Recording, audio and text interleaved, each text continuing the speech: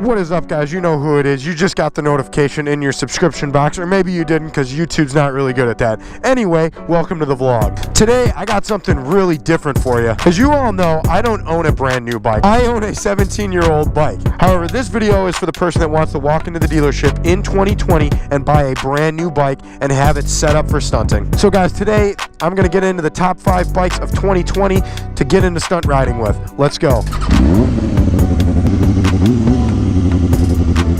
Nothing like a sunny day out in Garfield Park.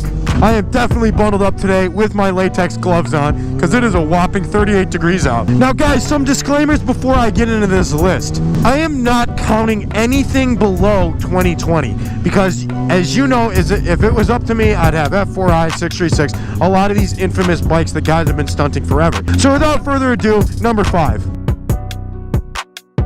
The Suzuki DRZ 400. This bike has been around as long as I can remember. I owned one back in 2006 and I had nothing but positive experiences with it. Yes, for all the supermoto guys, I understand it is heavy, it is clanky. However, if the F4i ever lived in a dirt bike form, the DRZ would be it.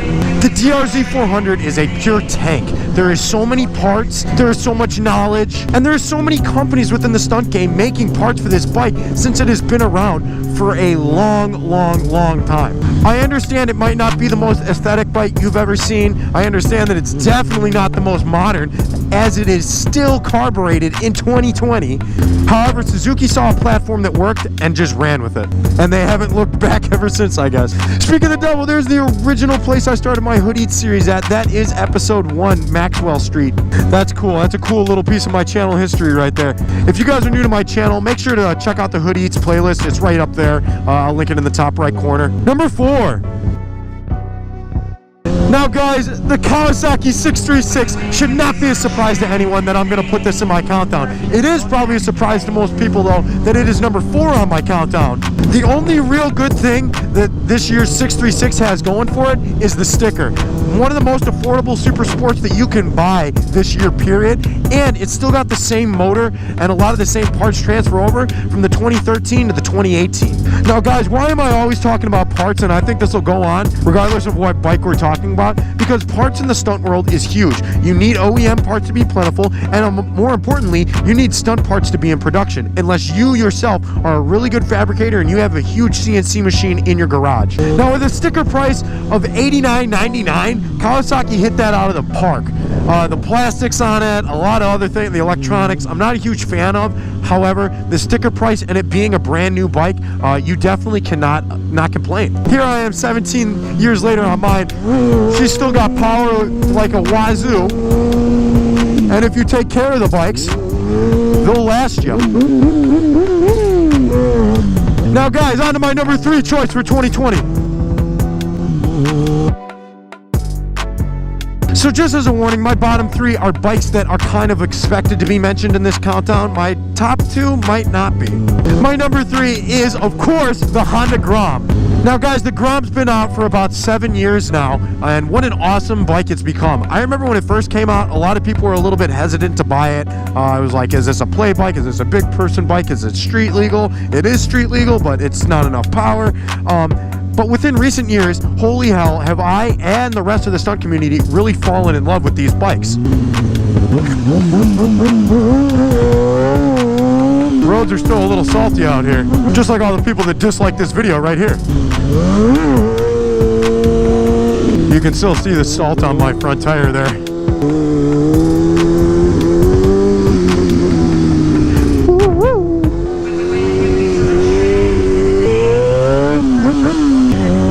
Stoppie, warm it up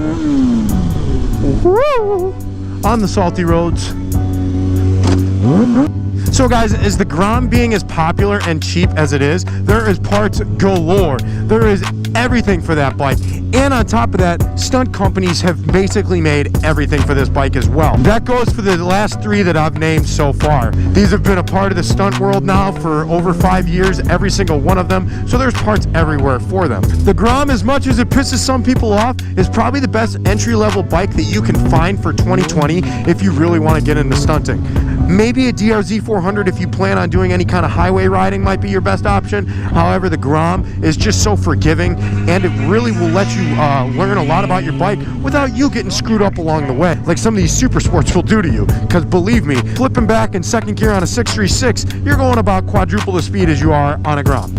And the 636 also weighs about quadruple of that. Gotta love warming up this front tire. This black top ain't too bad.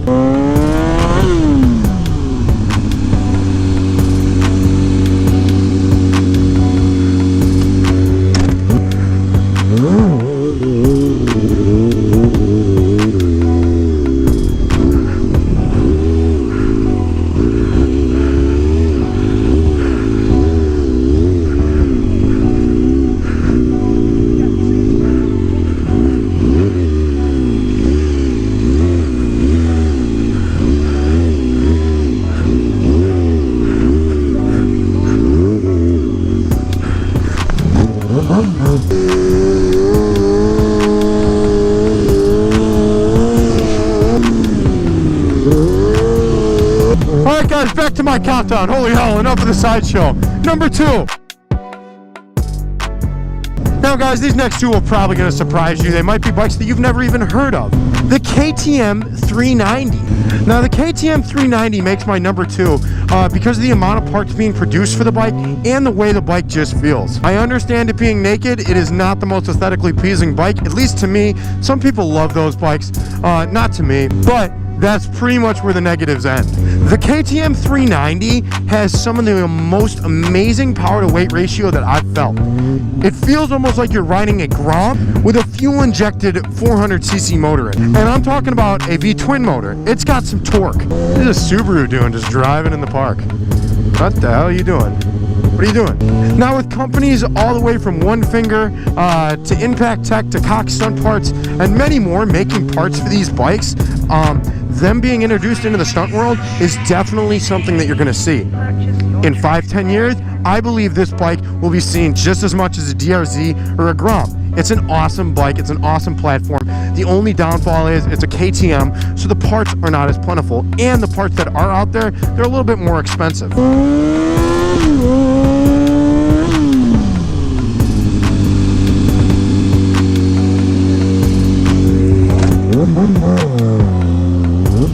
So I've really come to love the KTM 390 the couple times that I've ridden it. I rode it down in Dallas, I think, and then I rode it another time up here completely stock, but I did ride it all stunted out in Dallas, and I thought it was one of the coolest things ever.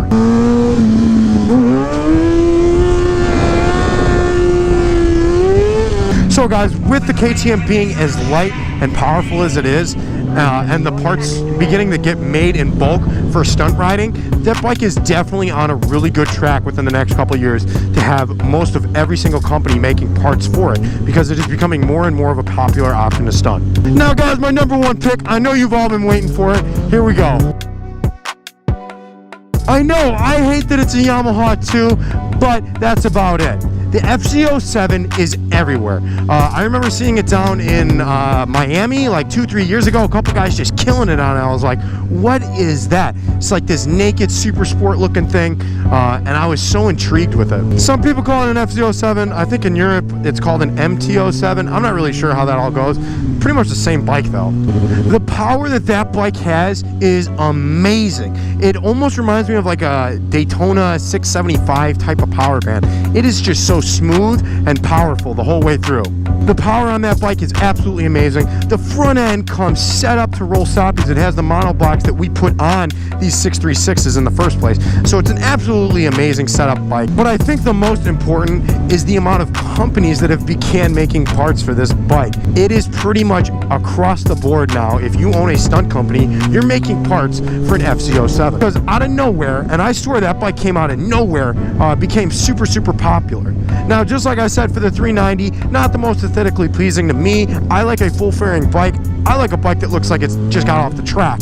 I just think it's cooler when that thing's standing up compared to something that looks like a dirt bike. But that's just me. I've had the pleasure of riding an FC multiple times already now, and I can honestly say it's a bike that I might consider buying in the next couple years. Seeing that that's probably going to be like the next 636 or F4i or something like that, I can definitely see it being accepted into the stunt world like I've never seen before. So guys, I know I left out a lot of super sports. I mean everything from the CBRs to the GSXRs, to even the R6, of course. I'm not a fan of those bikes in recent years. They come with so many electronics, so much plastic, and on top of that, there's not many companies that are really even backing them as far as stunt parts go. So if I'm you and I'm walking into a 2020 dealership, those are some of the bikes that I would seriously consider buying if I want to see myself stunt riding here in the next couple of years and I want a new bike to build on, which is something that I always suggest people to do. Don't try to buy a used stunt bike unless you know its history, because most of the time these bikes have had some pretty hard lives. Hey! Well, I know. I was just over there. I'm not on the Harley today. I'm on the 636. Yeah. It's nice out today, huh? All right. Happy New Year, brother. That's my guy from the Harley Sportster test ride. Shout out if you're watching this video. Leave a comment below, dude. So, guys, I want to know, did I forget a bike? And if so, argue your point below. I don't want to hear just, oh, you forgot the GSXR 1000. Argue your point. Say, hey, there's a lot of parts plentiful for them. A couple stunt companies are making parts for this bike. Brian, I think you forgot it. But in short, that is my list for 2020. We definitely got some cool bikes in the future. I think those top two there are definitely bikes that we're going to start seeing more and more involved in our scene. Now, guys, if you want to help this channel out some, because YouTube really does not like my wheelies anymore, make sure to jump over to my Patreon. Get entered in for a chance to win a 636 build that I got going on the channel. I'll link that playlist right up there as well. So if you're able to, hop over to Patreon. If not, no big deal. Just keep liking the videos and watching them. I love you guys. If you're new to the channel, consider subscribing. And if you haven't done so already, leave a like and a comment below. I really do like reading them and interacting with them. I hope each and every one of you have a prosperous and happy 2020 and mark down some goals that you want to pursue this year. So guys, you know me, we got to ring in the new year right. Let them know we're 2020. Happy New Year, guys. From your least favorite motovlogger to you. I love you. I hope you enjoyed the video. I'm out. Peace.